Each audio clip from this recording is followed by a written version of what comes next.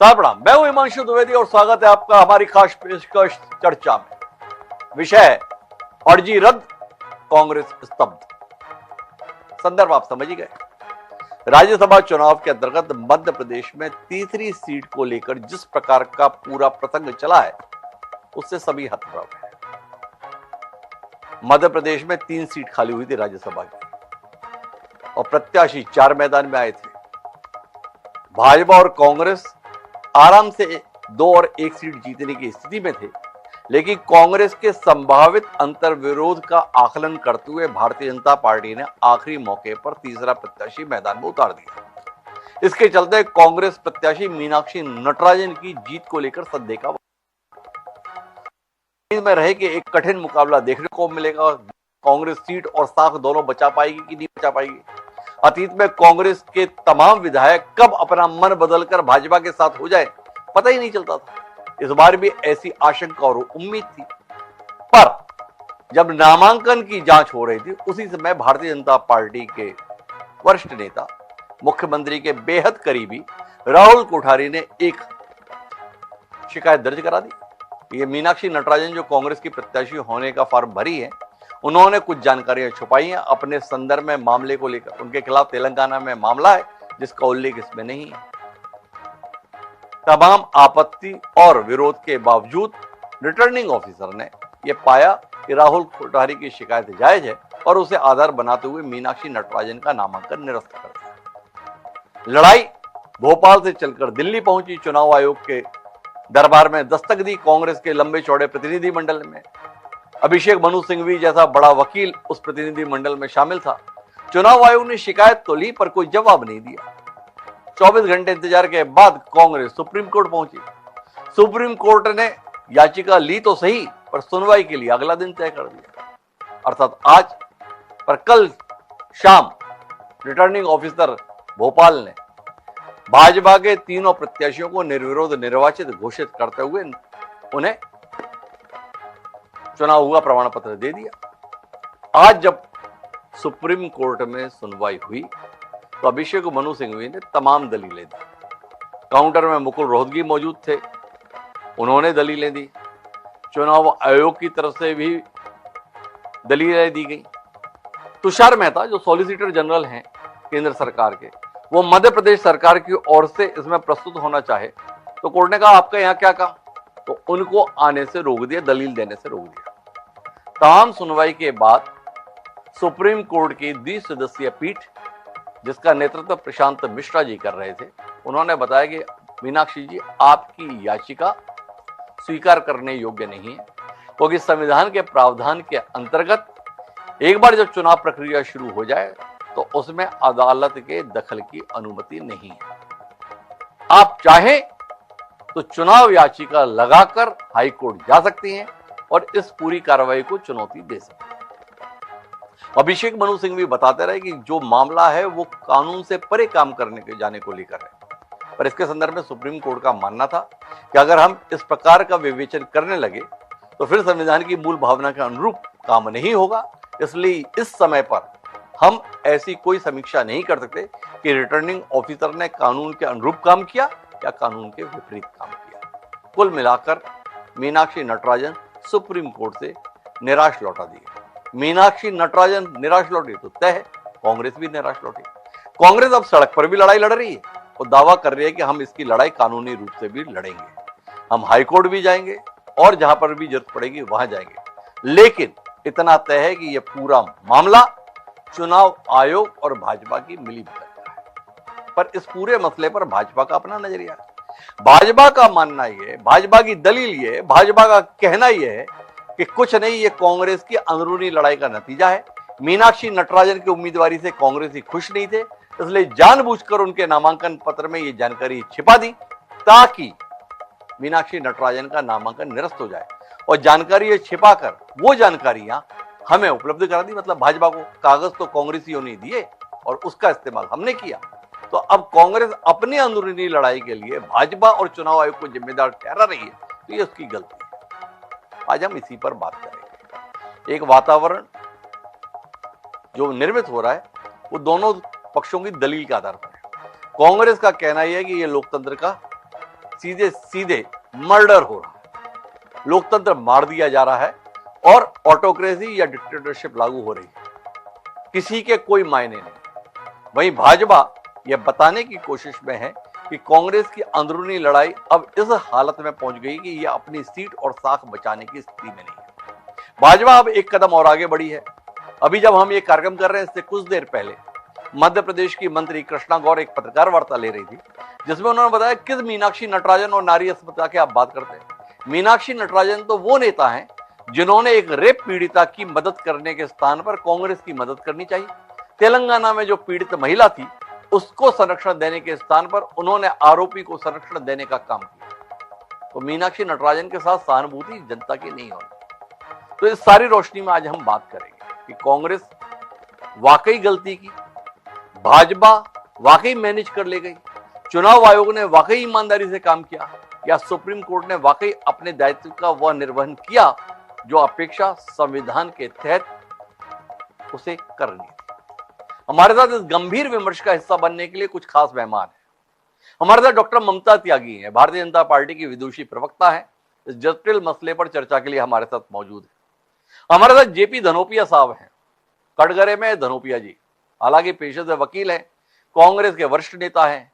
मीनाक्षी नटराजन का नामांकन पत्र दाखिल कराने में बतौर वकील उनकी मौजूदगी हम टीवी पर देख रहे थे।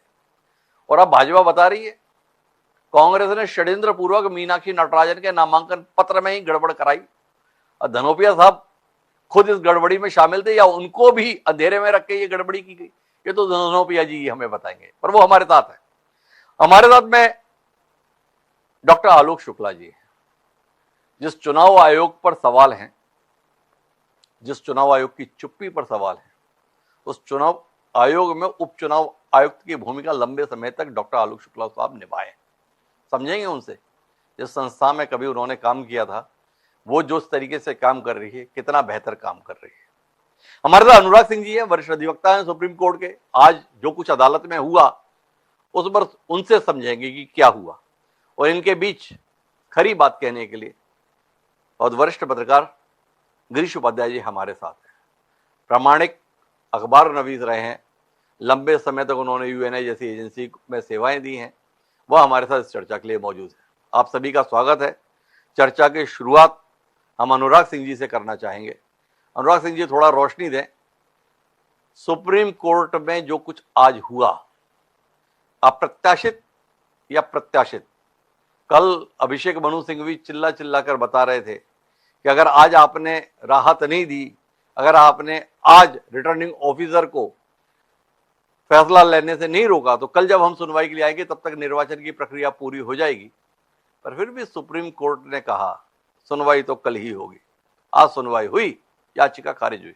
अनुराग सिंह जी, थोड़ा रोशनी दीजिए ना। देखिए, सबसे पहले हम लोगों को समझना होगा कि जो भी चुनावी प्रक्रिया होती है उसमें जो भी व्यक्ति नामांकन भरता है उससे अपेक्षा की जाती है कि जो फॉर्म 26 है उसके हिसाब से वो सारी जानकारी देगा। नामांकन की प्रक्रिया उसके बाद शुरू होती है। मौजूदा केस में जो मेरी जानकारी है उस हिसाब से आखिरी दिन नामांकन दिया गया, नामांकन की स्क्रूटनी हुई, उसके बाद नामांकन को खारिज किया गया, फिर इलेक्शन कमीशन में कोई रिप्रेजेंटेशन दिया गया। एक दिन के बाद फिर सुप्रीम कोर्ट में मामला लेके आए और अगली तारीख तय हुई और फिर ये बताया गया कि आप हाई कोर्ट जाइए। सबसे पहले जो अनुच्छेद 329 है, आर्टिकल 329 जी, वो स्पेसिफिकली बार करता है कि किसी भी चुनावी प्रक्रिया को रोका नहीं जाए। और मौजूदा केस में जो मेरा अपना अनुभव है चुनाव का और चुनावी लड़ाइयों का, उसमें यह है कि जो कानून है उसमें गलत या सही कोई भी नॉमिनेशन रिजेक्ट होता है, फैक्चुअल एस्पेक्ट है या कोई भी चीज है, उसकी रेमेडी इलेक्शन पिटिशन है। और वही आज सुप्रीम कोर्ट ने कहा कि आप जाइए इलेक्शन। मीनाक्षी नटराजन, ये पूरी प्रक्रिया में फिर से दोबारा वोटिंग होगी और उनका नामांकन स्वीकार होगा, वो भी कैंडिडेट होंगे और जो होना होगा वो हो जाए। मूलतः बात इतनी सी है। और जब भी कोई इस प्रकार की आपत्ति, ऑब्जेक्शन, फैक्चुअल डिटर्मिनेशन या तमाम चीजें जो लाई जाती हैं, तो उसका एकमात्र कस्टोडियन है और वो कॉम्पिटेंट अथॉरिटी है। और मौजूदा केस में high court is the competent authority, जहां प्रथम दृष्टया ये पूरा मामला जाना चाहिए था। अब कांग्रेस पार्टी की जो दलील है कि साहब संवैधानिक भावनाओं के हिसाब से काम नहीं हुआ, इसमें कानून को पूरा दरकिनार कर दिया गया, इसमें कोई मटेरियल कंसीलमेंट नहीं है। जो एक बात फॉर्म 26 में होता है कि जो कंसीलमेंट अगर कोई है तो सब्सटैंटिव नेचर का होना चाहिए, विच शुड बी मटीरियल। अब ये कौन तय करेगा कि जो कंसीलमेंट अगर मान लेते हैं मीनाक्षी नटराजन के खिलाफ अगर आज सबसे बड़ा केस कोई है किसी भी तरीके से, तो वो यही है कि एक कोई आपराधिक मामला था, वो उन्होंने उसको फॉर्म में नहीं दर्शाया। अब इसके बाद ये देखना होगा कि वो आपराधिक मामले में नोटिस हुआ है कि नहीं, उनको समन्स इशू हुए कि नहीं, चार्जशीट फाइल हुआ है कि नहीं, या एफआईआर था। ये सारी चीजें फैक्चुअल हैं, सारी चीजें तथ्यात्मक हैं, और सब तथ्यों को जो देख सकती है उसके लिए जो कॉम्पिटेंट फोरम है वो हाई कोर्ट ही है, सुप्रीम कोर्ट नहीं है। ये मेरा अपना मानना है। अच्छा, एक बात बताओ, आप तो बड़े वकील हो अनुराग सिंह साहब, केवल एक तकनीकी बात बताओ। दो जगह ये कहानी आई, एक झारखंड और एक मध्य प्रदेश। मध्य प्रदेश में मीनाक्षी नटराजन, झारखंड में परिमल नाथवानी। खबर यह आई कि परिमल नाथवानी को नया एफिडेविट दाखिल करने की अनुमति दे दी, नामांकन पत्र दाखिल हो जाने के समय अवधि बीत जाने के बाद अगले दिन। और मीनाक्षी नटराजन का नामांकन निरस्त इस आधार पर कर दिया कि आपके एफिडेविट में ये जानकारी नहीं है। तो आपसे जानना चाहता हूं बतौर वकील, जो आपका तजुर्बा है, कि दोनों चीजें अगर हैं तो आप बतौर वकील मानते हैं कि दोनों जगह ठीक हो सकता है, या आप ये मानते हैं कि कम से कम एक जगह तो कुछ ना कुछ गलत जरूर हुआ है? त्रुटि दूर करने की जो अवधि है वो दिया जा सकता है कैंडिडेट को। रिप्रेजेंटेटिव जो पीपल एक्ट है, रिप्रेजेंटेटिव ऑफ पीपल एक्ट, उसमें ये दिया जा सकता है। सेक्शन 32 और 36 इसमें आता है।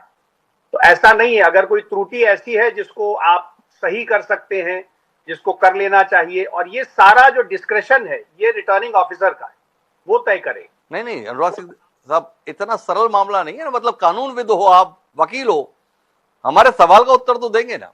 भाई, मीनाक्षी नटराजन के संदर्भ में कहना है कि उन्होंने दर्ज मामले का उल्लेख नहीं किया। परिमल नाथवानी के संदर्भ में भी कांग्रेस ने ये लगाया कि इन्होंने अपने खिलाफ दर्ज मामलों का उल्लेख नहीं किया। झारखंड के संदर्भ में खबर यह आई कि अगले दिन उनसे नया एफिडेविट ले लिया और उसको स्वीकार कर लिया। मीनाक्षी नटराजन के संदर्भ में उन्हें नया एफिडेविट फाइल करने के संदर्भ में कोई अनुमति नहीं दी गई। देखिए, उसमें जो रिटर्निंग ऑफिसर था, एक को अनुमति दे दी, एक को अनुमति नहीं दी। इसीलिए तो प्रक्रिया बनी है ना कि अगर कोई दिक्कत है तो आप इलेक्शन पिटीशन में जाइए। मेरे हिसाब से अगर मीनाक्षी नटराजन इलेक्शन पिटीशन में जाती तो उनका केस बेहतर है। वकील अच्छा नहीं था। अनुराग सिंह जी ने बताया कि मीनाक्षी नटराजन को कानूनी दृष्टि से सलाह ठीक नहीं मिली, तो मेरे को धनोपिया साहब के पास ही आना पड़ेगा। क्या कहते हैं धनोपिया साहब, मुफ्त के वकील भारी पड़ते हैं, मुफ्त की सलाह की कोई कदर नहीं होती। कांग्रेस के नेता उन्हीं को वकील बनाकर ले जाते हैं, नामांकन दाखिल करना है। अब धनोपिया साहब कांग्रेस के नेता भी और वकील भी, अगर कोई ढंग का वकील रखा होता तो शायद ढंग से काम हो जाता। नेता को वकील के रूप में ले जाते हैं, अभिषेक मनु सिंघवी से केस की पैरवी कराते हैं, इसलिए गड़बड़ हो गई। अनुराग जी की बातचीत से हम ऐसा समझ पाए, थोड़ा आप समझाओ ना। दो बातें आपसे समझनी है, एक तो कानूनी स्तर पे क्या गलती हुई, एक तो ये समझना है, और दूसरा आपसे ये जानना है कि आप भी उस साजिश में भागीदार थे क्या, जो भाजपा बता रही है कि कांग्रेस प्रत्याशी का नामांकन कांग्रेसियों ने जानबूझकर अधूरा भरवा के उनका निपटारा करा दिया। ऐसा संयोग से आज चर्चा में आप ही मौजूद हो, आप ही बताओ ना क्या खेल किया आप। सलाखों में मैं सारी बातों को रखूंगा आपके सामने। वास्तविकता ये है कि मैं समझता हूँ कि 2004 से 2026-22 साल लगातार करीब 13-14 राज्यसभा के चुनाव हो चुके होंगे, जिसमें मैंने सभी प्रत्याशियों के फार्म भरे और सारे प्रत्याशियों के आज तक फार्म स्वीकार हुए हैं, कहीं कोई घपला नहीं है। लेकिन इस बार चूंकि मुकाबला सीधा सत्ता के साथ हो गया, सत्ता ने 10 वोट कम होते हुए भी, 10 वोट, एक वोट नहीं 10 होते हुए चौथा कैंडिडेट खड़ा कर दिया। और वहां पर मुख्यमंत्री जी की प्रतिष्ठा दांव पे लग गई, क्योंकि उन्होंने ठेका ले लिया कि सुचिता के मैं लेके आऊंगा। उसी दिन हमारे लोगों ने क्या किया, विधायक दल की बैठक हुई और निर्णय हुआ कि सारे लोग अब भोपाल से बाहर जाएंगे, इनके हत्या कोई नहीं आएगा। लगा आदरणीय मुख्यमंत्री जी को, सरकार को, अगर चले जाएंगे तो हमारा होगा क्या। और अगर मान लीजिए खुदा ना खास्ता उनका कैंडिडेट नहीं जीता तो उनके दोस्त हैं, उनकी पार्टी है, उनका काम लगा देंगे। तो सारा का सारा मामला आप क्या करें, तो कुछ नहीं, एक नया बहुत छोटा सा मामला, सुई लगने का निशान उंगली का। उन्होंने कहा ये तो 376 का केस बनता है, 307 का बनता है, 302 का बनता है, पता नहीं क्या क्या क्या उन्होंने कर दिया। मेरा कहना है कि मैंने फॉर्म भरवाया है, आदरणीय नटराजन जी मेरे साथ थी पूरे टाइम, उनका एक वकील मंदसौर से भी आए थे, प्रकाश राठौड़िया जी, हम दोनों ने फॉर्म भराया। फॉर्म में एक पैसे की गलती नहीं है, एक नए पैसे की। सवाल ये है, अभी आप जिन राहुल कोठारी साहब की तारीफ कर रहे थे, उन्होंने ला के दिया है क्या वो राहुल कोठारी जी? ना वो वोटर है, ना वो एमएलए है, और ना कैंडिडेट है, उनको कोई राइट ही नहीं है इसे लाने का। इस बात को जब मैंने ऑब्जेक्शन उठाया तो आदरणीय निर्वाचन अधिकारी ने नीचे लिख दिया कि उन्होंने भी एक आपत्ति दी है। उसको ये नहीं लिखा उन्होंने, इसको रिकॉर्ड पे लिया, दर्ज किया, स्वीकार किया, क्या किया। और जिस व्यक्ति के नाम से, महेश केवट के नाम से आपत्ति को बता रहे हैं, वो जस्टिस रोहित आर्य साहब रिटायर्ड, जिनके अंडर पूरा मध्य प्रदेश होता था, वो एक छोटी सी आगे जगह के बैठ के अपनी आर्गूमेंट कर रहे हैं, जबकि अधिकृत नहीं है। उनको कहा गया ये कौन है, वो साहब पार्टी के हैं। मैंने कहा पार्टी में तो कोई रूल नहीं होता ऐसा कि प्रतिनिधि भेज सके। राहुल कोठारी और रोहित आर्या जी पार्टी के प्रत्याशी, वो है प्रतिनिधि, फिर उनको बाहर कर दिया गया। लेकिन रोहित जी को तो बिठालना था, जस्टिस रोहित आर्या साहब को उन्होंने किसी का नाम काट के उनका नाम लिख दिया, बिठाल दीजिए साहब। अब सवाल ये उठता है कि दो चीजें मैं क्लियर करना चाहता हूं, जो आदरणीय अनुराग सिंह जी बोल रहे थे। गलतियां सुधार करने का होता क्या कि चेक लिस्ट मिलती है, जैसे आप नामांकन फॉर्म जमा करते हो तो नामांकन फॉर्म को चेक किया जाता है, देखा जाता है। It is duty of the presiding officer, उसको देखे कि क्या कमी रहेगी, कौन सा डॉक्यूमेंट नहीं आया, कौन सा काम खाली क्या है, आप उनको लिख के दीजिए। वो आपका जो स्क्रूटनी के बाद में चेक लिस्ट देते हैं उसमें लिख के देते हैं कि ये पॉइंट आपका गलत है, इफ रिक्वायर्ड यू कैन करेक्टिफाई। कब तक? स्क्रूटनी के पहले तक। स्क्रूटनी के पहले आप उसे ठीक कर दीजिए। हमको तो कोई उन्होंने ऐसा दिया नहीं कि हमारा क्या है, क्योंकि आपत्ति है मामला। ये कमी अगर होती हमें लिख के देते कि आप ही कमी है, आप ही नहीं। ये स्क्रूटनी में नहीं आया, ये आया है आपत्ति में। आपत्ति कब आई? आपत्ति लाकर उन्होंने दे दी कि साहब ये आया है, देखिए कितना बड़ा केस है, और इन्होंने छिपा लिया है। वो केस ही नहीं है साहब। हमारी प्रत्याशी इतनी ईमानदार हैं, गांधीवादी हैं, उन्होंने इस बात को स्वीकार किया कि केस नहीं है, इसलिए मैंने अपने वकील साहब को भी नहीं बताया और मैंने फार्म में नहीं लिखा। केस क्या है रिपोर्ट सुन लीजिए आप, जब आपने तक सुना है तो 2017 तेलंगाना के अंदर किसी एक महिला, कांग्रेस की महिला ने वहां के प्रदेश कांग्रेस अध्यक्ष को एक कंप्लेंट की कि आपके कांग्रेस के नेता ने उसके साथ हिरासमेंट किया, परेशान किया, इससे कार्रवाई की जाए। कार्रवाई नहीं होगी, उन लोगों ने जांच करी होगी, उनका हेडेक है। 2020 में मीनाक्षी जी वहां की प्रभारी बन के पहुंच गई तेलंगाना की। उस लेडी ने कहा आ गई है तो इसे एक लेटर इनको दे दिया कि साहब इसको कार्रवाई करिए, अभी तक नहीं करा, इसने मेरे साथ परेशान किया है, या भाई 10 करोड़ का मुआवजा दिलाइए। इन्होंने कहा कि भाई मेरे टाइम में काम ही नहीं है, मैं इसमें क्या करती हूँ। उन्होंने उसको कोई कार्रवाई करने का जवाब दे दिया। उस लेडी ने प्राइवेट कंप्लेंट फाइल की जाके कि साहब मीनाक्षी जी उसको संरक्षण दे रही हैं अपराधी को, इसलिए ये भी अपराधी है, केस रजिस्टर किया जाए। उसकी कंप्लेंट को, प्राइवेट कंप्लेंट को कोर्ट ने लिया और धारा 223 बीएसएन के अंतर्गत नोटिस टू रिस्पोंडेंट उन्होंने जारी कर दिया। बताइए क्या करना है। इट इज रूल, वकील साहब सामने हैं, अनुराग सिंह जी बता पाएंगे कि कागजात लेने के पहले कोर्ट ने उनको ऑप्शन दिया कि आप बताइए। इन्होंने जवाब दे दिया कि नहीं है, आज तक उसके अंदर कोई केस रजिस्टर नहीं हुआ, कोई कोर्ट ने कागजात नहीं लिया, तो कहां से वो लिखने लायक हो गया साहब। शपथ पत्र कौन सा कालम ऐसा है कि आपको प्राइवेट कंप्लेंट लिखना पड़ेगा, ऐसा हो जाए। तो ये तो एक डेलिबरेटली बेईमानी के साथ में आदरणीय रिटर्निंग ऑफिसर ने दबाव में आके काम किया है, जिसके परिणाम बिल्कुल वही होंगे। अगर आदरणीय मीनाक्षी जी का फॉर्म स्वीकार हो गया हाई कोर्ट के अंदर, सुप्रीम कोर्ट के अंदर, ये तीनों की सजा जाएगी और दोबारा चुनाव होंगे। और आदरणीय जो रिटर्निंग ऑफिसर है ना, जो लोकसभा से आए हैं, उनके खिलाफ स्ट्रक्चर पास होगा। और वो दबाव में काम कर रहे थे। एक जमाने में लोकसभा में राकेश सिंह जी के साथ वो काम करते थे, और राकेश सिंह जी ठीक मेरे पीछे एक प्रतिनिधि के तौर पर बैठे थे और आपको किस तरह बताए थे। जब हमने कहा कि स्क्रूटनी में जो मिस्टेक आप निकाल रहे हैं ये सर्टिफाइड नहीं है, नोटिस कोर्ट के सर्टिफाइड कॉपी लाइए, कि हमको मौका दीजिए, हम आपको लाके देते हैं। सुबह तक रखिए, 11 बजे तक का नियम है। अगर स्क्रूटनी में कोई मुद्दा ऐसा आता है बहुत डिस्प्यूटेबल है, तो उसके लिए निराकरण के लिए दूसरा दिन 11 बजे तक का टाइम दिया जाता है। उन्होंने स्वीकार भी, 1 मिनट स्वीकार किया और फिर पीछे से इशारा हुआ तो उन्होंने हाजिर करी है, और लोग चिल्ला रहे 5 बजे और 5:30 बजे टाइम तय कर दिया। तो क्या है, ये न्याय हो रहा है क्या? इस न्याय के जो अन्याय हुआ है उसकी शिकायत करना। अच्छा, न्याय नहीं हो रहा वो तो ठीक है, पर आपको तो कहीं से भी राहत मिलती नहीं दिखी। आप बढ़ चढ़कर तो इतना बता रहे हो धनुपिया साहब। चुनाव आयोग गए, वहां पे आपको किसी ने कुछ नहीं समझा। सुप्रीम कोर्ट गए, बता दिया। कैसे वकील रखते हो भाई आप धनोपिया साहब? सुप्रीम कोर्ट ने कहा हमारे तो अधिकार क्षेत्र में नहीं है ये करना। और अभी हमें अनुराग जी बोल रहे हैं बेहतर होता अगर आप हाईकोर्ट जाते तो कुछ राहत पाते। वकील अच्छे क्यों नहीं रखते आप? आपको उसका रूल है, रियल डिक्लेरेशन के बाद within 45 days we can approach to the high court with the election petition. तो अभी तो रियल ऑफिशियली डिक्लेयर नहीं हुआ ना, कल हुआ, अभी 18 तारीख को उनका डेट निकल जाएगी, आचार संहिता लगी हुई है, उसके बाद हम फ्री है जाने के लिए। तो वो तो हमारा अधिकार था ही। माननीय सुप्रीम कोर्ट ने अच्छा किया, अगर कल कुछ निर्णय देते तो होता। आज का तो परिणाम सबको मालूम था कि सुप्रीम कोर्ट ने डेट लगा दी और गाड़ी निकल गई, अब उस गाड़ी को आप पकड़ नहीं सकते। तो यही होना है जो होना है, तो हमें यही होना है जो होना है। तो मैं आऊं डॉक्टर आलोक शुक्ला के पास, उससे पहले डॉक्टर ममता त्यागी जी के पास आना चाहता हूं। क्या कहती हैं ममता जी? एक महेश केवट को राज्यसभा सदस्य बनाने के चक्कर में ऐसा तो नहीं कि जिन दो को भी सर्टिफिकेट मिले उनकी सदस्यता भी खतरे में आ जाए? जेपी धनोपिया जी हमें समझा रहे हैं कि ये तो तीनों का ही निर्वाचन निरस्त होगा, नए सिरे से चुनाव होगा। कितना डर गई ममता जी धनोपिया जी के इस आत्मविश्वास भरी दलील को सुनकर आप?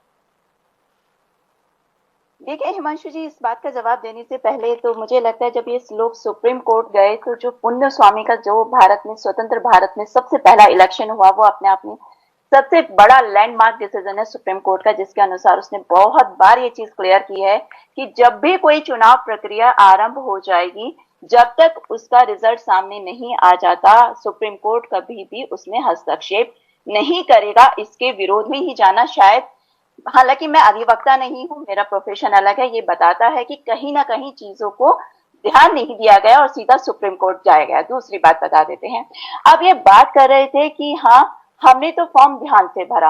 ये वही पार्टी है जिसकी प्रियंका गांधी कहते हैं लड़की हूं लड़ सकती हूं, लेकिन जिस महिला की ये बात कर रहे हैं वो इन्हीं की प्रदेश की जनरल सेक्रेटरी रही है, जिसने ये आरोप लगाया अपने सेक्सुअल असल्ट का और यह भी बताया कि मेरा घर जलाने की कोशिश की गई, मुझे जान से मारने की कोशिश की गई।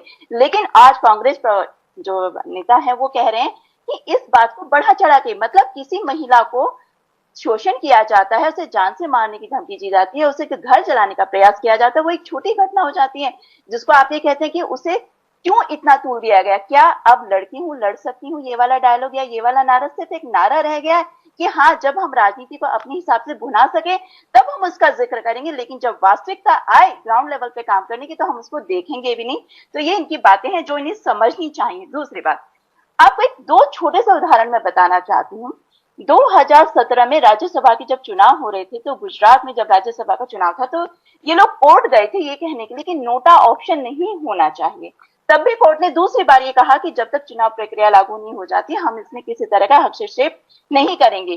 तीसरी बात में हर बार जब इनके एमएलए, यहाँ सूरत का इलेक्शन का चुनाव और बता दूं, इन्हीं के यहाँ के नेता थे, 9 एमएलए का सूरत में चुनाव का फॉर्म भरा उन्होंने बाकी लोगों के जो नॉमिनेशन फॉर्म थे खुद ही जाली साइन करे और उनके सारे अपने क्या संगठन किस लहजे पे काम करता है, किस सोच समझ के काम करता है, तो मुझे कभी कभी लगता है कि दिशाहीन हो गया है, क्योंकि उन्हें सिर्फ ये लगता है कि किसी तरह सीट बचा ली जाए, किसी तरह सीट हासिल कर ली जाए।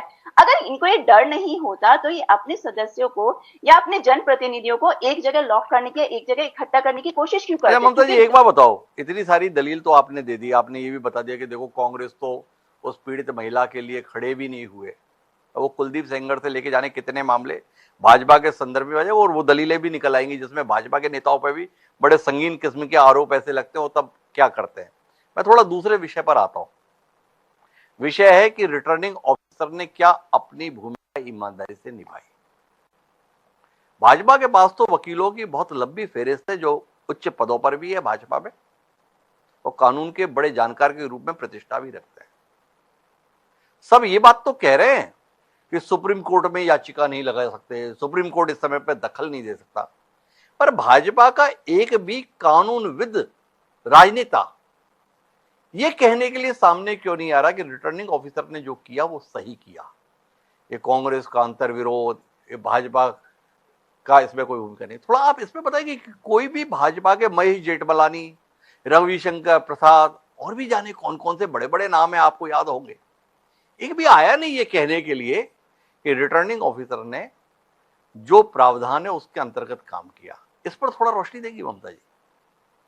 हिमांशु जी, एक बहुत ही साधारण सी बात कहना चाहती हूँ और बहुत ही सिंपल से तरीके से, वो यह है कि रिटर्निंग ऑफिसर ने जो अपना काम किया वो पेपर के अकॉर्डिंग किया। जो वो अपनी चीजों को जस्टिफाई करेगा, कल को कांग्रेस अगर न्यायालय में जाती है और अपनी बातें रखती है तो न्यायालय डिसाइड करेगा, कोर्ट डिसाइड करेगा कि उसने काम कैसे किया था। लेकिन वो स्वायत्त एजेंसी है, अपने डिसीजन खुद लेगी, हम अपने डिसीजन खुद लेंगे। लेकिन अभी आपने जिक्र किया था झारखंड का, मैं आपको झारखंड के और यहाँ के मीनाक्षी नटराजन के केसेस की दो तुलना छोटी से रूप में आपको बताना चाहती हूँ। झारखंड में जो एलिगेशन लगाए गए वो एलिगेशन क्या थे? उसमें यह कहा गया कि उन्होंने, हमारे जो राज्यसभा के प्रत्याशी थे, उन्होंने अपने और अपनी पत्नी के सारी जानकारी दी है। उन्होंने थोड़ी सी जानकारी जो साइड में, जो इकोनॉमिकली या उनके उससे रिलेटेड थी, अपने परिवार के बाकी सदस्यों की नहीं दी है। और यहाँ पर एलिगेशन यह लगा कि आपके अगेंस्ट जो क्रिमिनल चार्ज हैं आपने उनको नोटिफाई नहीं किया।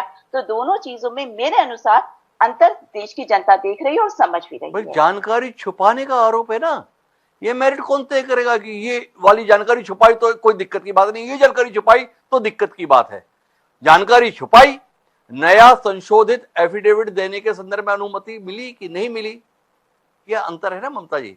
लेकिन बहरहाल मेरा तो सवाल आपसे इतना ही था कि भाजपा के तमाम बड़े वकील जो राजनेता के रूप में है, सांसद हैं या तमाम है, समर्थन में क्यों नहीं बता रहे हैं कि रिटर्निंग ऑफिसर ने एकदम ठीक काम किया है? बस इतना जानना है। सारी बातचीत इस पर आ रही है, सारी दलील इस पर आ रही है दो बातों पर। एक कि मीनाक्षी नटराजन के साथ कांग्रेस ने साजिश कर दी, उनके नामांकन पत्र में जानबूझकर खेल कर दिया, एक दलील तो ये आ रही। और दूसरी दलील ये आ रही कि सुप्रीम कोर्ट जो है इस समय पर दखलंदाजी नहीं कर सकता, क्योंकि निर्वाचन प्रक्रिया शुरू हो चुकी है, तो सुप्रीम कोर्ट को दखल देने का अधिकार नहीं है। रिटर्निंग ऑफिसर ने जो कर दिया कर दिया। अब अगर कोई दखल देना है तो चुनाव याचिका के माध्यम से हाईकोर्ट जाया जाए, जो आज कह दिया। पर रिटर्निंग ऑफिसर ने सही काम किया, ये बात क्यों नहीं कही जा रही? कोई भी राजनीतिक दल, हिमांशु जी, इस बात पर क्यों कमेंट करेगा या इस बात पे कहां से विश्लेषण करेगा जब ये मामला कोर्ट में जा रहा है या आगे जा रहा है? आपने बड़ी सही बात कही ममता जी। फिर ये बताओ, ये तुषार मेहता मध्य प्रदेश सरकार की ओर से आज कोर्ट में पेश होने के लिए क्यों चले गए थे? आपने बताया, कैसे कह सकते हैं? तो मध्य प्रदेश सरकार के इस मामले में क्या भूमिका थी? सुप्रीम कोर्ट ने कहा भी आपका यहां पे क्या काम? जब कोई मामला, हिमांशु जी, कोर्ट के माध्यम से कोर्ट के समक्ष आ चुका है तो उस पर हमारी राजनीति की कोई भी दलील या कोई भी चीजें क्यों सामने आएंगी? मेरा सीधा सा जवाब इसके लिए नहीं, मेरा तो आपसे सीधा सा सवाल है ना। आपने बहुत तार्किक बात कही, बहुत सारगर्भित बात कही, तो मैंने इसलिए आपसे सवाल किया कि यह मसला तो ऐसा था जिसमें रिटर्निंग ऑफिसर था, चुनाव आयोग था, कांग्रेस पक्ष थी, मध्य प्रदेश सरकार की ओर से वकील क्यों प्रस्तुत हुआ था? इसके संदर्भ में कोई दलील आपकी? भाजपा की सरकार है, आपकी जानकारी के लिए इसलिए आपसे पूछ रहा हूं। नहीं तो आप बोले सरकार की बात मुझसे क्यों पूछ रहे हैं, पर वो सरकार भाजपा की है। इसमें यही कहना चाहूंगी कि वहां उस समय जो उपयुक्त लगा होगा उसके अनुसार कार्य किया होगा। चलिए, ममता जी ने कहा जो उपयुक्त लगा हो वो काम क्या होगा। हमारे साथ दो खास मेहमान हैं, गिरीश जी और डॉक्टर आलोक शुक्ला जी हैं। डॉक्टर आलोक शुक्ला साहब, आप मेरी बात सुन पा रहे हैं? जी बिल्कुल सुन पा रहा हूँ हिमांशु जी।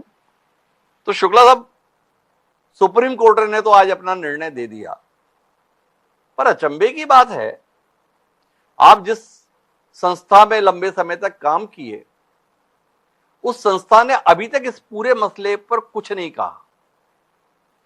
ये खामोशी को हम क्या समझे? आप तो संस्था में लंबा समय काम किए हैं, थोड़ा आप ही कुछ समझे हो तो हमको भी समझा दें। हिमांशु जी, दो तीन छोटी छोटी चीजें कहना चाहता हूँ। कल भी इस पर हम लोगों की चर्चा हुई थी और तब मैंने ये कहा था कि इलेक्शन कमीशन को कोई ना कोई ऑर्डर तो देना ही पड़ेगा, देना ही चाहिए। जब उनके पास में एक राजनीतिक दल गया है तो उनको जवाब देना चाहिए। वो नहीं दिया उन्होंने। अब नहीं देने, आपने कल ये भी पूछा था कि इतनी देर क्यों लगा रहे हैं, तो उस वक्त मैंने कहा था कि शायद वो लीगल ओपिनियन ले रहे होंगे, कोई रास्ता निकाल रहे होंगे। पर समझ में ये आता है कि उनको रिटर्निंग ऑफिसर के ऑर्डर को जस्टिफाई करने के लिए कोई चीज मिली ही नहीं, तो इसलिए वो क्या देते हैं आदेश? फैसला कर रखा है कि साहब चुनाव लड़ने नहीं देना है। अब इससे ज्यादा और क्या कहा जाए। तो एक तो ये कि इलेक्शन कमीशन का पूरा जो इसमें काम है वो बहुत ही अच्छी दृष्टि से नहीं देखा जा सकता। एक तो ये बात कहना चाह रहा हूँ। हेलो, आप जी सुन जी, पा रहे हैं आपकी बात मुझे? सुन रहा हूँ डॉक्टर आलोक जी शुक्ला। जी। दूसरी इम्पोर्टेंट चीज जो है ना हिमांशु जी, वो मैं ये कहना चाह रहा हूँ, ये बात सही है कि आर्टिकल 329 में ये है कि जब तक कि इलेक्शन प्रोसेस खत्म नहीं होगी तब तक कोर्ट्स इंटरफियर नहीं करेंगे। और एक और बहुत महत्वपूर्ण चीज जो आज मुकुल रोहतगी जी ने भी कही थी सुप्रीम कोर्ट में, वो ये है कि चुनाव लड़ना और चुनाव में वोट डालना ये फंडामेंटल राइट नहीं है हमारे देश में। और सुप्रीम कोर्ट में आर्टिकल 32 में फंडामेंटल राइट्स के लिए ही जाया जा सकता है। तो लीगली अगर देखा जाए और टेक्निकली देखा जाए तो सुप्रीम कोर्ट ने बिल्कुल सही किया है। लेकिन आज मुझे ऐसा लगा कि हमारे देश का सुप्रीम कोर्ट बड़ा असहाय है। तो ये सुप्रीम कोर्ट ने भी ये नहीं कहा कि रिटर्निंग ऑफिसर ने जो किया वो सही किया, लेकिन कानून में लिखा है हम कुछ नहीं कर सकते, ये फंडामेंटल राइट भी नहीं। आप ये बताइए कि एक प्रजातंत्र में वोट डालने का अधिकार और चुनाव लड़ने का अधिकार, इससे बड़ी और कौन सी चीज है? और अगर पेटेंटली अनजस्ट कोई चीज हो रही है और उसमें हमारा सुप्रीम कोर्ट कुछ भी नहीं कर पा रहा है। तो पिछले कुछ दिनों से आप देखिए बंगाल चुनाव में सुप्रीम कोर्ट का एक ऑब्जर्वेशन आया था कि भाई कोई बात नहीं, आप इस बार वोट नहीं डाल पाओगे, अगली बार डाल लेना। तो इसका मतलब ये कि इस चुनाव में अगर बहुत सारे वोटर वोट नहीं डाल पाए तो उसमें कोई फर्क नहीं पड़ता। अगर इस तरह की चीजें होंगी तो सुप्रीम कोर्ट सबसे बड़ी चीज है कि देश के प्रजातंत्र का रक्षक है और देश के नागरिकों के सारे अधिकारों की रक्षा करने का दायित्व सुप्रीम कोर्ट का है। बड़ा असहाय नजर आया मुझे। तो कुल मिला के आज सुप्रीम कोर्ट असहाय नजर आया, चुनाव आयोग पक्षपात पूर्ण नजर आया। डॉक्टर आलोक शुक्ला का ये अपना आकलन है। मुझे गिरीश जी के पास आना है, पर ममता त्यागी जी को शायद डॉक्टर आलोक शुक्ला जी की टिप्पणी भाई नहीं। सत्तारूढ़ दल की प्रवक्ता है, उनकी बातचीत का विशेष सम्मान है।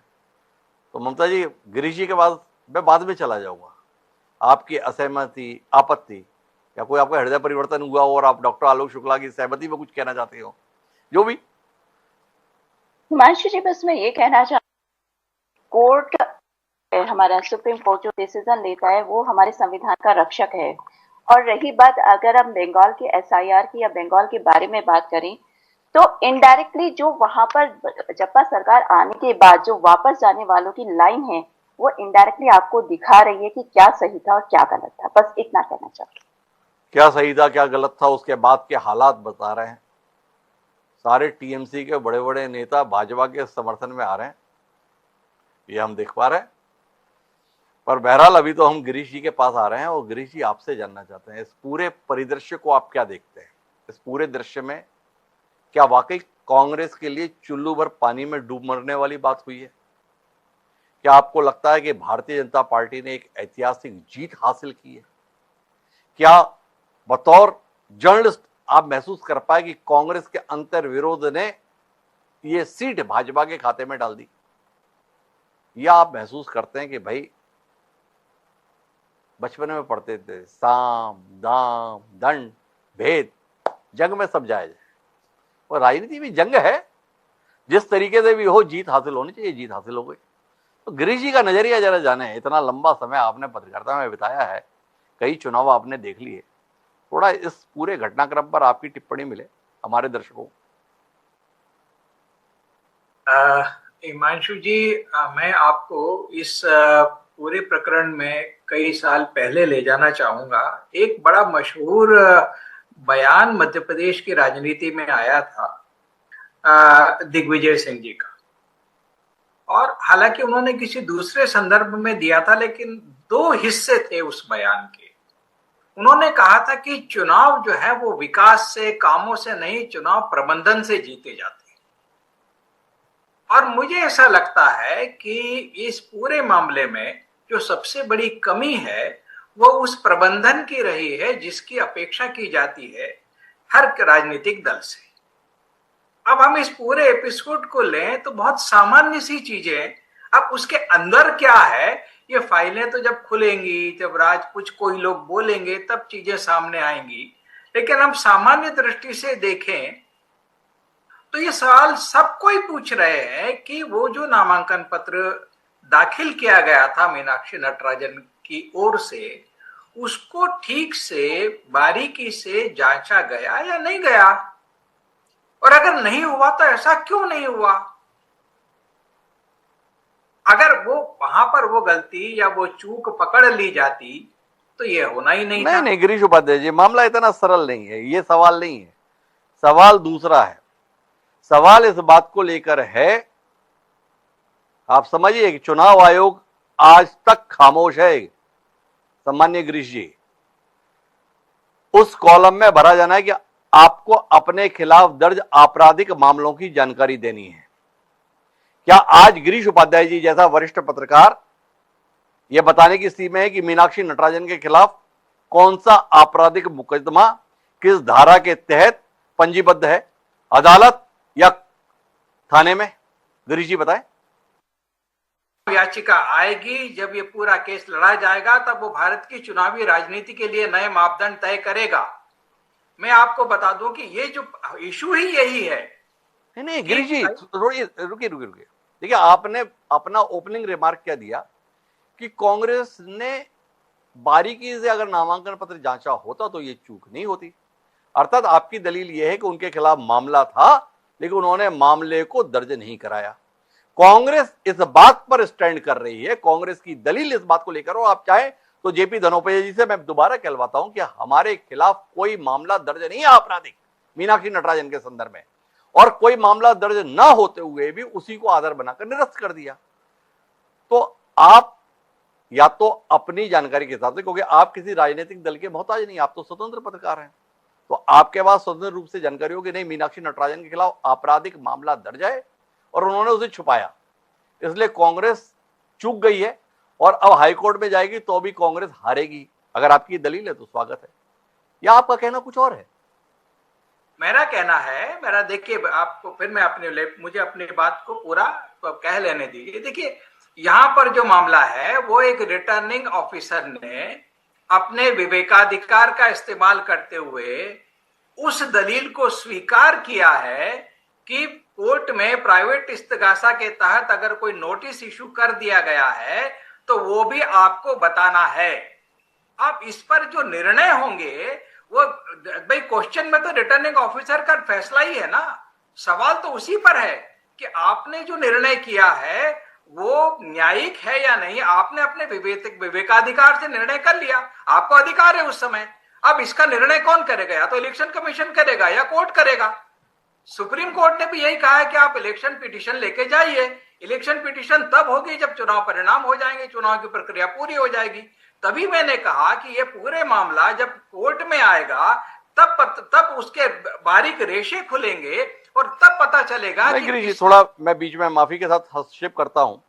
सुप्रीम कोर्ट ने जो कहा वो हमारी जानकारी में, वो हमारे बाकी पैनलिस्ट ने बताया, पर आपने एक महत्वपूर्ण बात कही कि रिटर्निंग ऑफिसर ने जो किया वो सही किया या गलत किया, ये दो ही लोग बता सकते हैं, या तो कोर्ट बताएगा या चुनाव आयोग बताएगा। कांग्रेस चुनाव आयोग के पास गई थी, 3 दिन हो गए, चुनाव आयोग ने अभी तक देश को ये नहीं बताया कि रिटर्निंग ऑफिसर ने सही किया या गलत किया। गिरीश उपाध्याय जी चुनाव आयोग की इस चुप्पी को लेकर क्या सोचते हैं? शुक्ला जी की बात से सहमत हूं कि इलेक्शन कमीशन को इस मामले में स्थिति स्पष्ट करनी चाहिए थी, क्योंकि नहीं रुकिए गिरीश जी, देखो एक पूर्व अधिकारी की तो अपनी मर्यादा और गिरीश जी का अपना तेवर। गिरीश जी तो पत्रकार है खालिस, तो चुनाव आयोग की खामोशी के मायने गिरीश जी क्या सोचते हैं, क्या महसूस करते हैं, उसमें भी तो रोशनी दीजिए। चुनाव आयोग को पूरी स्पष्टता के साथ सामने आना चाहिए था कि वो रिटर्निंग ऑफिसर के निर्णय को इंडोर्स करते हैं या उसको रिजेक्ट करते हैं। अगर ये नहीं हुआ है तो ये ठीक नहीं हुआ है, क्योंकि स्पष्टता तो तभी बनेगी ना। अच्छा गिरीश जी, आपने कहा अगर ये नहीं हुआ है, तो ये तो आपकी जानकारी में ये नहीं हुआ, तो चुनाव आयोग की इस खामोशी के मायने जी के समझ के अनुसार क्या है? नहीं, देखिए, अगर चुनाव आयोग अपनी संस्था के किसी व्यक्ति के उसके किसी नुमाइंदे के द्वारा लिए गए निर्णय के साथ है, ये मायने है उसके। तो चुनाव आयोग खामोशी के साथ है, अर्थात उस निर्णय के साथ है, ये गिरीश जी का कहना है। पर चुनाव आयोग इतनी कायरता का परिचय फिर क्यों दे रहा है कि ये नहीं कह पाया कि रिटर्निंग ऑफिसर ने सही फैसला लिया? इसके संदर्भ में गिरीश जी कुछ कहना आपका? क्या पूछ रहे हैं आप? मैंने कहा कि आप ये समझ पाए कि चुनाव आयोग अपने रिटर्निंग ऑफिसर के फैसले के साथ है। तो आपसे जानना चाहता हूं कि जब रिटर्निंग ऑफिसर के फैसले के साथ चुनाव आयोग है, तो चुनाव आयोग ये साहस क्यों नहीं कर पाया सार्वजनिक रूप से कहने का कि हमारे रिटर्निंग ऑफिसर ने सही फैसला लिया? मुझे ऐसा लगता है हिमांशु जी, एक जो संभावना मैं देखता हूं कारण की, अब आगे 24 घंटे में क्या होगा ये तो नहीं कह सकते, लेकिन संभवतः चुनाव आयोग के पास जाने और उसके किसी भी वर्डिक्ट का इंतजार किए बिना कांग्रेस सुप्रीम कोर्ट में भी चली गई थी, तो चुनाव आयोग ने संभवतः इसकी आड़ ली होगी कि अब सुप्रीम कोर्ट ही अगर कुछ कह रहा है तब उसका इंतजार कर लेते हैं, क्योंकि वो पैरेलल सुप्रीम कोर्ट में भी चले गए थे। तो धनोपिया साहब, चुनाव आयोग फैसला इसलिए नहीं लिया क्योंकि आपने चुनाव आयोग पर भरोसा ही नहीं किया। गुरु जी ने कहा कि आपने पैरेलली सुप्रीम कोर्ट का दरवाजा खटखटा दिया। अब जो व्यक्ति सुप्रीम कोर्ट पहुंच गया उसके संदर्भ में चुनाव आयोग क्या फैसला लेता? चूक गए आप यहां पर भी। क्या कहते हो आप? यहां पर भी आप मीनाक्षी जी के साथ साजिश कर दी है। देखिए, गिरीश उपाध्याय जी बहुत वरिष्ठ पत्रकार है, प्रदेश में जाना माना नाम है, और बड़ी बेबाकी से अपनी बात कहते हैं। उन्होंने कहा है, हाइपोथेटिकल कहा है उन्होंने कि शायद ऐसा हुआ होगा कि जब चले गए सुप्रीम कोर्ट, अब क्यों फैसला दे। दोनों एजेंसी अलग अलग है। हम चुनाव आयोग के पास गए थे कि आपके इसने इस तरह कार्रवाई की है, इसके लिए रोकने के लिए, कार्रवाई करने के लिए, पुनर्विचार करने के लिए करिए। उन्होंने कोई जवाब नहीं दिया। बोल देते कि नहीं, हमारा सही किया, गलत किया, हम कुछ कर रहे हैं। जब कोई जवाब नहीं आया तो हमें पैरेलल सुप्रीम कोर्ट में इस बात को जाना पड़ा कि ये जवाब नहीं दे रहे हैं और हमारा कार्रवाई रुकी नहीं है, और ये अगर आज चुनाव का परिणाम घोषित हो जाएगा तो हमें इलेक्शन पिटीशन में जाना पड़ेगा।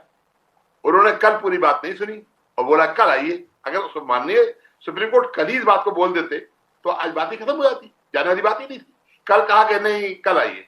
तो मेरा कहना है, सुप्रीम कोर्ट ने एक तरह से चुनाव आयोग को सपोर्ट किया है, जैसा गिरीश जी बोल रहे हैं, मैं बात सहमत हूं, लेकिन चुनाव आयोग ने ईमानदारी के साथ जो बेईमानी की है वो सबके सामने है। अब आगे क्या धनोपिया साहब?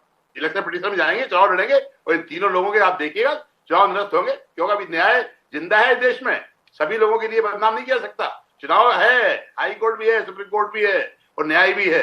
एक पीठासीन अधिकारी, रिटर्निंग ऑफिसर अपनी मन मर्जी से इस तरह नहीं कर सकता, किसी के न्याय अन्याय करने से कर सकता। जिन्होंने जिस तरह किया है ना एक महिला के साथ, वो निश्चित रूप से उनका परिणाम को भुगतना पड़ेंगे। और मेरा दावा है कि उनके खिलाफ स्ट्रक्चर पास होगा तो उनको आगे से कभी इस तरह के कामों पर न लगाया जाए। और उनकी वैसे भी पुराना रिकॉर्ड ठीक नहीं है। रिटायरमेंट के 4 दिन पहले भोपाल आए, विधानसभा में आदरणीय नरेंद्र सिंह तोमर जो अध्यक्ष है वो लेके आए और उनको समर्थन कर दिया। वो एक्शन चल रहे हैं, उन्हें अपनी नौकरी बचानी है, उन्हें फिर अपनी आगे नौकरी बढ़ानी है। तो कब तक करेंगे हुजूर? आखिर दीन ईमान भी कोई होता है कि नहीं होता है? आपने दबाव में भी अगर किया है तो उनकी आत्मा भी कचोट रही होगी। और लेकिन मैं बता रहा हूं कि तीनों के लोगों की विशेषता खत्म होगी और आदरणीय रिटर्निंग ऑफिसर अरविंद शर्मा के खिलाफ स्ट्रक्चर पास होगा कि उन्होंने अपने पद का दुरुपयोग किया है। तो ये धनोपिया साहब जी जो बोल रहे हैं, अनुराग सिंह जी, ये एक वकील बोल रहा है या एक आहत कांग्रेस नेता बोल रहा है? थोड़ा अनुराग जी आप बताओ ना, आप तो निरपेक्ष भाव से कानूनविद के तौर पर हमारे साथ हो। धनोपिया साहब संघर्ष में है, वकील भी हैं और कांग्रेस के नेता भी हैं। ये पूरा मामला धनोपिया साहब के इर्द गिर्द ही घूमेगा जब तक ये फाइनली तय नहीं होता। और जो मैं देख रहा हूं कि उनके अंदर के वकील का कॉन्फिडेंस बोल रहा कि जो कहा जा रहा है कि मैंने फॉर्म 26 में नहीं बताया वो मटेरियल कंसीलमेंट नहीं है। तो अनुराग सिंह जी का कहना है कि धनोपिया जी का आत्मविश्वास नेता के तौर पर नहीं वकील के तौर पर दिख रहा है। तो ममता त्यागी जी, कितना डर लग रहा है? आज जिन 3 लोगों को सर्टिफिकेट मिला वो निर्वाचन प्रक्रिया खतरे में है। 2 वरिष्ठ कानूनविद और एक पूर्व उपचुनाव आयुक्त कमोबेश इस विचार के साथ है। क्या कहती हो ममता जी? हिमांशु जी, डर तो बिल्कुल नहीं लग रहा है। और भविष्य की बात क्या, मैं तो आज की बात कर लेती हूँ। आज का वो समय है कि 1960 के बाद जब से गुजरात प्रदेश बना है, स्टेट बना है, उसके बाद पहली बार ऐसा हो रहा है कि गुजरात में एक भी कांग्रेस का राज्यसभा सदस्य नहीं है। तो यह बताता है कि कहीं ना कहीं कुछ कमी है, कुछ नेतृत्व की कमी है, कुछ मंथन की कमी है, कुछ सोच की कमी है। वरना ऐसा नहीं होना चाहिए कि अगर आप आज बात करें एक महिला की, तो एक पीड़ित महिला की भी बात करिए, उस महिला के बारे में भी सोचिए, उसको भी अपनी आंखों से दरकिनार मत करिए। तो मैं कांग्रेस के शीर्ष नेतृत्व के लिए कहना चाहूंगी कि नेता वह होता है जो रास्ता जानता है, रास्ते पे चलता है, दूसरे को रास्ता दिखाता है। लेकिन यहाँ पर शायद शीर्ष नेतृत्व खुद ही दिशाहीन हो गया, तो ना तो वो रास्ता जानता है, ना वो दिखाता है, ना उस पे चलना लोगों को बताता आप है। इतना भावुक स्टेटमेंट दे रही है, तो आपकी जानकारी के लिए मामला 2017 का, 2017 में तेलंगाना में सरकार नहीं थी कांग्रेस, कांग्रेस विपक्ष की भूमिका में थी। तब से लेकर 2026 तक सरकार तो 2 साल पहले तेलंगाना में आई। क्या कहती हैं आप इसके संदर्भ में? भी कुछ कहना है आपका? और ध्यान रखिएगा, ये महिलाओं के आरोप के संदर्भ में आपकी पार्टी के भी तमाम नेताओं के संदर्भ आरोप लगते हैं। हर आरोप को इतनी संजीदगी से लिए जाने की हिमायत करेंगी ना ममता त्यागी जी? हिमांशु जी, जहां मैं आरोप की बात करूं तो मैं एक बात देखती हूँ कांग्रेस की, जो लगातार, अगर मैं राजनीतिक पूरी विचारधारा को देखूं और स्पेशली प्रियंका गांधी और राहुल गांधी जी की राजनीति को गौर से देखूं, तो उनके साथ ऐसा होता है कि अपनी पार्टी के जितनी भी चीजें हैं उनको बिहाइंड द कर्टन छुपा दिया जाता है, उसके बारे में बात नहीं की जाती। महिलाओं के अत्याचारों की बात वहां की जाती है जहां उनकी राजनीति को सूट करती है। मुझे सबसे ज्यादा दुखदाई यहाँ पर यह चीज लगती है। दूसरी बात, आपको अगर मैं यहाँ, आज हम इलेक्शन कमीशन की बात कर रहे हैं, तो एक छोटा सा इंसिडेंस आपके सबके सामने रख दूं। 2024 का लोकसभा चुनाव का इलेक्शन था। बंगाल के ही हमारे प्रत्याशी पूर्व आईपीएस का नामांकन इलेक्शन कमीशन ने रद्द कर दिया था। उनका नाम था देवाशीष धार। बंगाल से वो चुनाव लड़ने के लिए उन्होंने अपना नॉमिनेशन फाइल किया, उनका कैंसिल कर गया। तो चुनाव आयोग अपने डिसीजन अपने आप ले रहा है। रही बात महिलाओं के ऊपर राजनीति और महिलाओं से रिलेटेड संबंधित की, अगर आप वाकई में, अगर आप कहेंगे मैं बहुत पीछे चली जाऊंगी, लेकिन वही शाहबानो वाला केस में जिंदगी भर नहीं भूल सकती और जीते जी तो कभी नहीं भूल पाऊंगी। और इसके अलावा न जाने कितने अनगिनत केस हैं, लेकिन जहां आपकी राजनीति को सूट करता हो वहां आप महिलाओं की बात करें, जहां आपकी राजनीति को। शायद ये देश की महिलाओं के साथ अन्याय होगा। ममता जी की भावुक अपील, पर भावुक अपील के बीच गिरीश जी आखिरी टिप्पणी क्या कहते हैं? लड़ाई खत्म हुई या आप मानते हैं लड़ाई तो अब शुरू हुई? अब साख कांग्रेस की नहीं, चुनाव आयोग की दांव पर रहेगी। जो फैसला रिटर्निंग ऑफिसर ने लिया और चुनाव आयोग ने चुप्पी के साथ समर्थन किया, वो फैसला अब हाईकोर्ट और सुप्रीम कोर्ट में सही ठहरना चाहिए। अगर वो फैसला खारिज होता है तो लोकतंत्र बचेगा नहीं बचेगा पता नहीं, पर चुनाव आयोग की विश्वसनीयता और साख तो नहीं बचेगी। इसके संदर्भ में कुछ कहना चाहिए गिरीश जी? हाँ शिमांशु जी, ये जो प्रकरण है, अब जब इलेक्शन पिटीशन के जरिए न्यायपालिका के सामने जाएगा, उस पर जो भी निर्णय आएगा वो आने वाले समय में देश के लोकतंत्र और देश की चुनाव प्रक्रिया के लिए बहुत दूरगामी परिणाम वाला होगा। इसमें बहुत सारी चीजों की स्पष्टता होगी। जैसे मैं कहता हूं ना कि अब हाईकोर्ट के बाद मुझे लगता है कि हाईकोर्ट नहीं है, सुप्रीम कोर्ट तक मामला जाएगा और हो सकता है कि ये संविधान पीठ को भी सौंपा जाए, क्योंकि इसमें बहुत सारे इश्यूज इन्वॉल्व हैं। कुल मिला के ये एक नजीर बनेगा आने वाले समय में, ये बात निकल कर आती है। हमें ममता जी कह रहे थे कि पीड़ित पक्ष की बात जरूर सुनी जानी चाहिए। धनोपिया जी कमोपेश उसी तरीके से हैं। अभी धनोपिया जी कुछ हस्तक्षेप करना चाह रहे थे, हम पे आरोप ना रहे कि हमने पीड़ित पक्ष को संरक्षण नहीं दिया ममता जी के कारण। तो धनोपिया जी आप भी अपनी आखिरी बात कही लीजिए। नरेंद्र मोदी जी 2014 के पहले विवाहित थे या नहीं थे? उनकी पत्नी थी कि नहीं थी? कभी की शपथ पर लिखा उन्होंने? कभी आज तक नहीं लिखा। कभी इससे पहले हम मान लीजिए कि धर्म परिवर्तन हो गया, लिखा कभी? धर्मेंद्र जी चुनाव लड़ा के बताया? अरे सारी बातें वक्त के साथ पलटती रहती है और बेईमानी और ईमानदारी सामने दिख जाती है। मैं ये कहता हूँ महिला के साथ अन्याय किया है, जिस घटना का कोई संबंध ही नहीं है उस घटना के साथ जोड़ के उन्होंने कर दिया गया है। ऐसे नोटिस तो सारे नेताओं को मिलते रहते हैं। किस किस नेता के प्राइवेट कंप्लेंट के शपथ पत्र? अरे भाई मिलते रहते तो आपत्ति लगाते ना, आपने आपत्ति लगाई नहीं। मीनाक्षी नटराजन के संदर्भ में भाजपा ने आपत्ति लगा दी, इसलिए इस प्रकार की कार्रवाई हो गई। पर अब ये कार्रवाई सही हुई या गलत हुई, इसके संदर्भ में ना तो चुनाव आयोग से नतीजा मिला, ना ही सुप्रीम कोर्ट से मिला। चुनाव आयोग ने कह दिया कि हमें कुछ नहीं कहना, सुप्रीम कोर्ट ने कह दिया कि आपको हम तो कोई राहत देंगे नहीं, पर आपको ये स्वतंत्रता है कि आप हाईकोर्ट चले जाएं। अब कांग्रेस और मीनाक्षी नटराजन कब हाईकोर्ट जाएंगे और हाईकोर्ट से क्या फैसला आएगा, उस पर समय के साथ हम बात करेंगे। पर आज के लिए तो इतना ही। आप सभी मेहमानों का बहुत बहुत धन्यवाद हमारे साथ इस चर्चा का हिस्सा बनने के लिए। आज के इस कार्यक्रम में इतना ही। सोमवार को फिर करेंगे नए विषय पर बात। तब तक के लिए मुझे दीजिए याद। सादर प्रणाम।